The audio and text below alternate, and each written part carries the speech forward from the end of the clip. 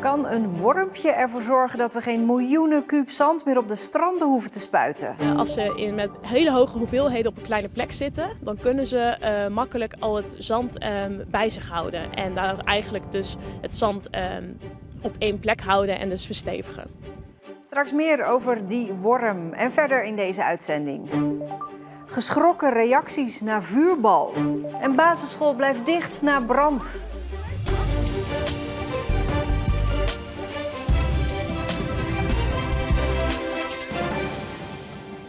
Goedenavond. Een klein wormpje kan wel eens een belangrijke rol gaan spelen bij de verdediging van de Zeeuwse kust. En dan heb ik het over de schelpkokerworm.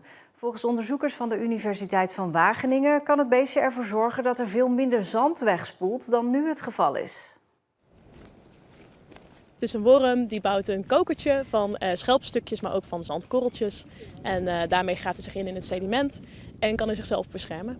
Daarnaast kan de koker eventueel ook een positieve bijdrage leveren aan de bescherming van de kust. Schelpkokerwormen, als ze met hele hoge hoeveelheden op een kleine plek zitten, dan kunnen ze makkelijk al het zand bij zich houden. En daar eigenlijk dus het zand op één plek houden en dus verstevigen. Ze kunnen het zand dus wat beter vasthouden.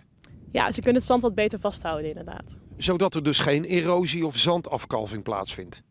Dat is uiteindelijk inderdaad wel het doel. Dus er zitten natuurlijk nog een hele hoop haken en ogen aan, maar dat is wel een beetje de hoop van het onderzoek.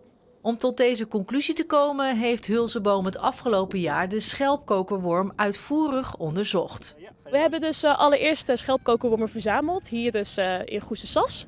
En die hebben we vervolgens naar het lab gebracht en daar hebben we ze in verschillende aquaria opnieuw hun kokertje laten herbouwen.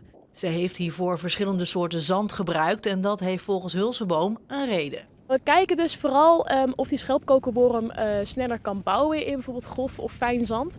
En ook als ze hun kokertje herbouwen, of ze dan ook selecteren uit het zand. Dus misschien als je een hele range van zand aanbiedt, gaan ze misschien juist voor het grove zand of gaan ze juist alleen maar voor het fijne zand. En waarom zou dat zo zijn? Omdat er jaarlijks miljoenen kuub zand wordt opgespoten, is het belangrijk om te weten wat voor zand de voorkeur heeft van de schelpkokerworm. Maar zandsuppletie heeft ook negatieve gevolgen voor het ecosysteem. Met zandsuppletie leg je dus een laag zand over de bodem. En daarmee gaan de bodemdieren die daar op dat moment zitten, die gaan allemaal dood. Dat gaat daarna weer herstellen, maar dat duurt even.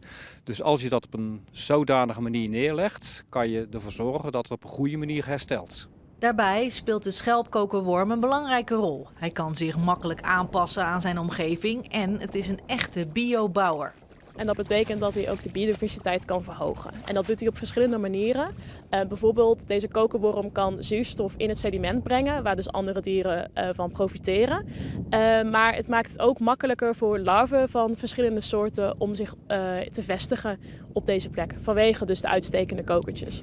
En die kokertjes spelen dus ook een rol bij het versterken van de Zeeuwse kust.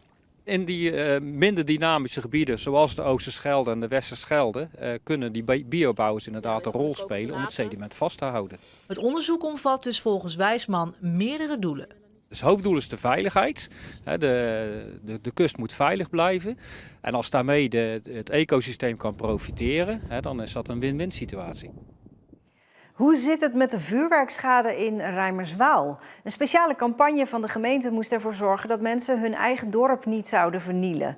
Maar of dat effect heeft gehad, is nog maar de vraag. Dit is geen vuurwerk meer afsteken, dit is gewoon de zaak molesteren. Een campagne met de slogan "Dit is mijn dorp, dus laten we het heel houden". Dat moesten mensen een beetje in toom houden tijdens de jaarwisseling. Maar nu de sneeuw langzaam wegsmelt, wordt duidelijk dat niet alles heel is gebleven. En er is meer. De afgelopen dagen circuleert dit filmpje uit Krabbedijken rond op het internet. En daaruit blijkt wel dat niet iedereen gehoor heeft gegeven aan die campagne. En dat ging zo aan het een of andere deksel, of weet ik het wat, zo over de dingen zo. En dat is begon longen zo op dek. Ja, ik ben mijn eigen. Werkelijk waar, dat vind ik gewoon bezopen. En terwijl ze lag te slapen, belandde die vuurbal bij haar op het dak. Nou, we schrokken enorm natuurlijk. Want als je zolder in brand staat, dan kan van alles gebeuren. Dat begrijpt u wel. En ook deze winkel werd geraakt door de Vlammenzee. Ik heb wel mensen gesproken die dat gezien hebben, maar die zijn ook gelijk weer vertrokken op het dorp. Want die hadden echt zoiets van wegwezen hier zo. Ik vind dat ze goed gestraft moeten worden, die het gedaan hebben. Je kan niet zomaar spullen van een ander verinieweren of oorlogjes speulen. Ik bedoel, gaat dan in het leger. Vanwege de gevallen sneeuw kon de gemeente Rijmerswaal de schade nog niet goed in kaart brengen. En volgende week wordt duidelijk of het bij 1 incident is gebleven. De schrik zit er goed in bij basisschool De Rieburg in Sint Maartensdijk na de brand van gistermiddag. De brand ontstond op het dak van de school, waarna leerlingen werden geëvacueerd. Meer dan 100 kinderen werden op stel en sprong naar het dorpshuis gebracht. Ze waren radeloos, heel veel paniek, angst, schreeuwende kinderen. Die uit het niets eigenlijk gelijk naar buiten moesten zonder jas. Het is best wel, het is koud buiten. Dat is best nog wel een dingetje geweest, zeg maar. En is er nu nog in het dorpshuis iets te zien van die dag van gisteren? Ja, er hangt nog een kledingrek met jassen, sjaals, handschoentjes, mutsen. Ja, dat is het. De beheerder van het dorpshuis hoopt dat de school nog te redden is. Iedereen hoopt natuurlijk, omdat het is nog maar net een nieuwe school, dat het hopelijk meevalt met de schade en dat ze zo snel mogelijk weer terug naar school kunnen. Gelukkig kan dat. Maandag gaat hij weer open.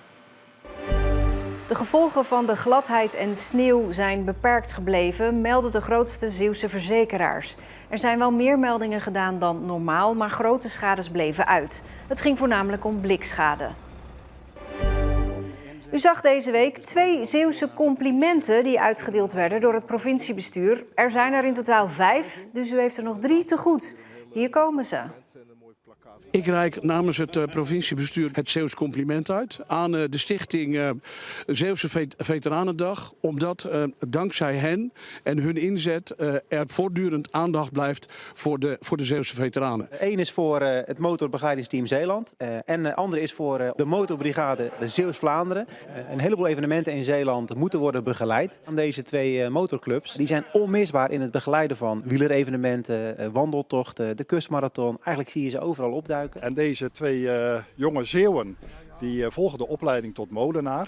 En dat is precies de bedoeling. Willen we die molens in Zeeland in ere houden? Wil je het rijke erfgoed behouden? Doorgeven naar de volgende generatie? Dan moeten die molens draaien. Dank u wel. Hij is al 28 jaar lang wethouder in de gemeente Capelle, Jon Herselman. Voor de gemeenteraadsverkiezingen in maart is hij opnieuw lijsttrekker voor de VVD en is ook weer kandidaat wethouder. En dat betekent dat hij de langstzittende wethouder van Nederland kan worden. Op de werkkamer van Jon Herselman op het gemeentehuis van Capelle vallen onmiddellijk verwijzingen naar Feyenoord op, waar hij een enorme fan van is. Dat is zeker een van mijn grote liefdes, alhoewel we op dit moment in wat lastigere tijden zitten. Dus maar het is mijn uitlaatklep buiten het drukke bestaan. Herselman voetbalt zelf ook en loopt marathons en is nooit te beroerd om demonstratief in een zwembad te springen.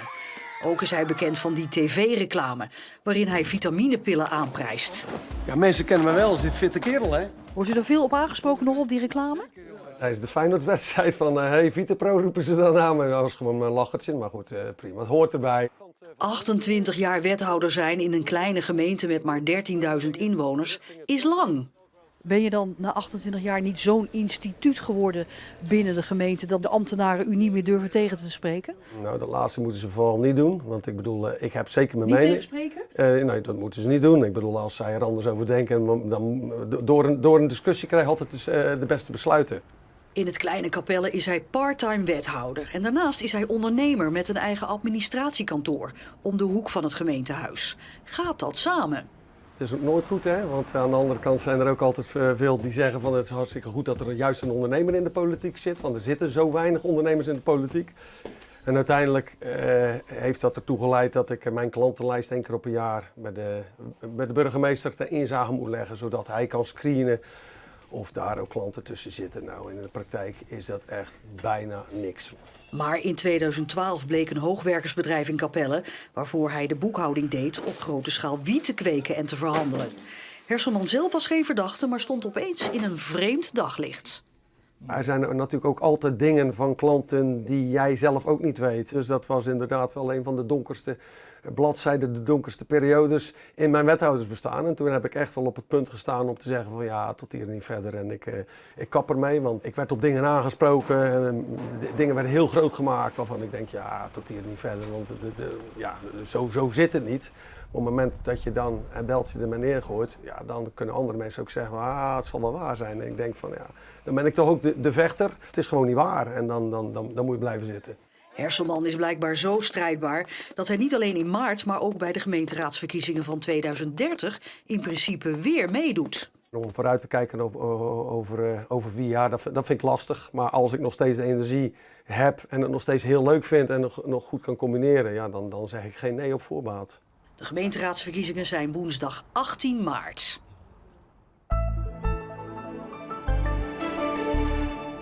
Het was een bewolkte, regenachtige dag. Het werd vanmiddag 4 graden. Vanavond gaat het weer wat sneeuwen. Ook morgenochtend valt nog wat lichte sneeuw. In de middag zijn er opklaringen. Morgen en overmorgen is het nog koud. Vanaf maandag gaat de temperatuur een stuk omhoog. En online vindt u nog een verhaal over Jan-Paul van Hekken. Engelse media zijn onder de indruk van de Arnhemuidse verdediger van Brighton en Hove Albion. Hij moest deze week pittige duels uitvechten met een van de beste spitsen ter wereld, Erling Haaland van Manchester City. En dat ging ongeveer zo. Ja, en hoe Van Hekken dat zelf vond, ook dat lees je online. Tot zover. Morgen Nieuw-Zeeland Nu, dan om 6 uur. Tot dan, een fijne avond en een heel goed weekend.